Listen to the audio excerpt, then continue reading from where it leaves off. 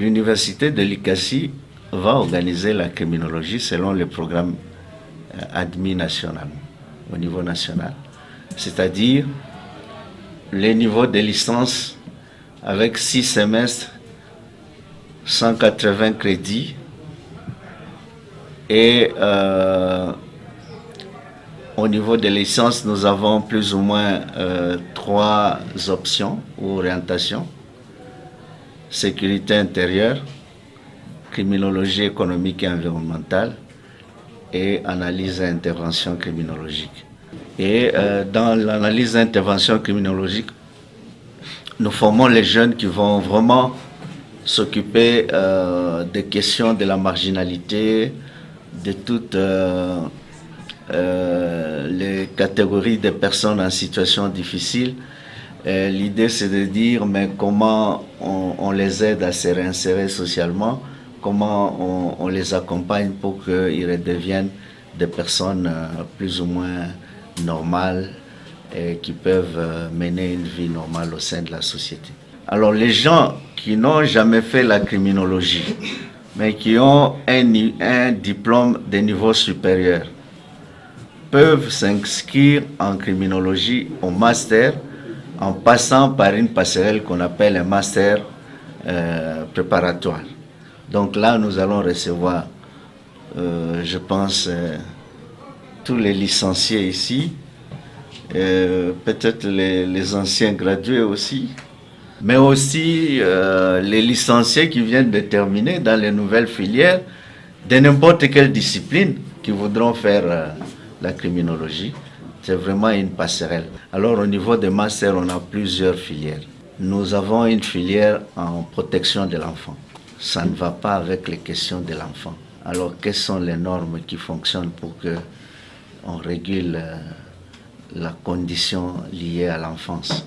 Alors nous avons la question de la criminologie économique et environnementale, donc un master en criminologie économique et environnementale. En fait, vous avez 2 volets de formation. Il y a des semestres entiers qui ne forment les gens qu'en criminologie économique et des semestres entiers qui forment les gens sur la question de l'environnement. Nous avons la sécurité intérieure en master, mais nous avons aussi un master en paix, en gestion de la paix et des conflits.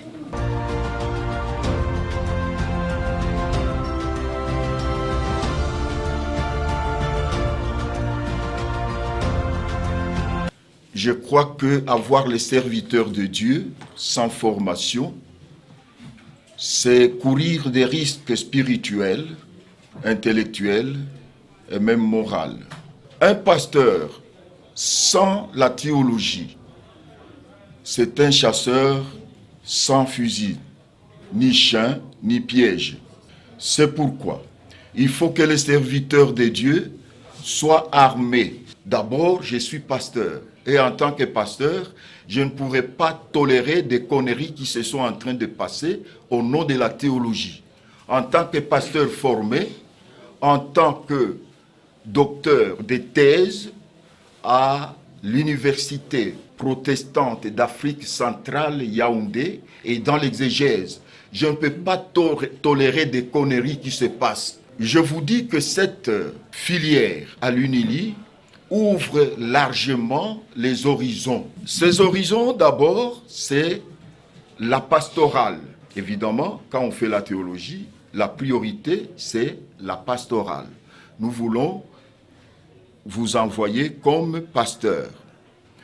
Deuxièmement, un théologien, ce n'est pas un catéchiste. Sa formation n'est pas catéchétique, mais il est fait pour l'enseignement. Et l'enseignement profond et bien nourri. Donc, vous êtes fait pour l'enseignement. C'est-à-dire que nous donnons des cours à caractère éthique, comme l'éducation à la citoyenneté, la moralité, etc. Sans oublier la philosophie, l'anthropologie, etc., etc. Parce que pour être formé, un passé, vous devez connaître tout ça, la psychologie. Alors, ce sont de discipline et d'appui. Quels sont les métiers que nous proposons? Il y a ce qu'on appelle des développeurs logiciels, des concepteurs logiciels, administrateur de base de données. De ces faits, nous assistons, j'ai maintenant une expérience de 10 ans dans l'enseignement. Donc j'ai parcouru plusieurs universités privées sur la ville. Je connais les défis auxquels ils sont confrontés et je vous assure, l'INILI va relever ces défis-là. Pour ce qui est de matériel, il y a des matériels software et hardware. Quand on veut former un développeur, c'est que nous avons besoin des outils software pour créer des logiciels, pour créer des sites web. Là, ne vous en faites pas. Nous en possédons déjà. Il y a tout un tas de logiciels. Du côté software, vous devez savoir que l'INILI n'est pas une institution privée. Ça signifie qu'il y a un programme déjà établi.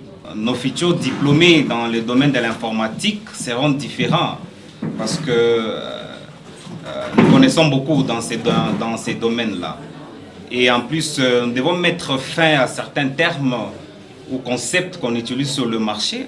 Vous faites souvent du Photoshop, vous faites ceci. Des fois, vous vous appelez par défaut informaticien. Mais ce n'est pas le cas.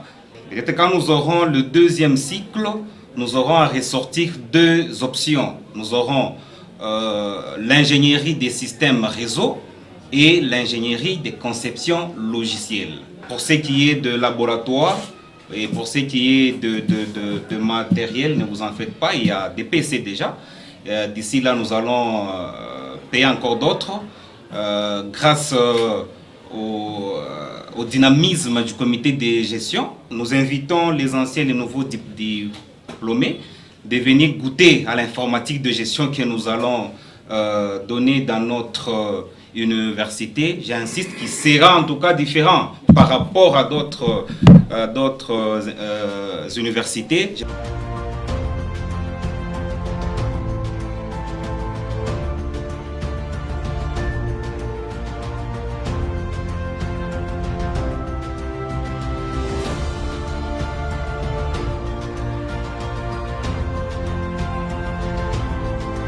Nous allons tout faire que chaque faculté puisse, d'une façon ou d'une autre, encore une fois, s'abonner à une maison d'Internet pour que nos étudiants réellement reçoivent une formation complète.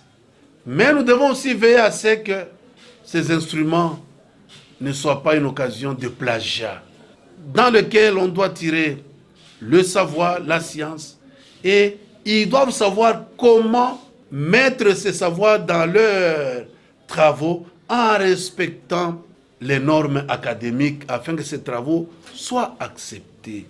C'est ici que se trouve notre adresse.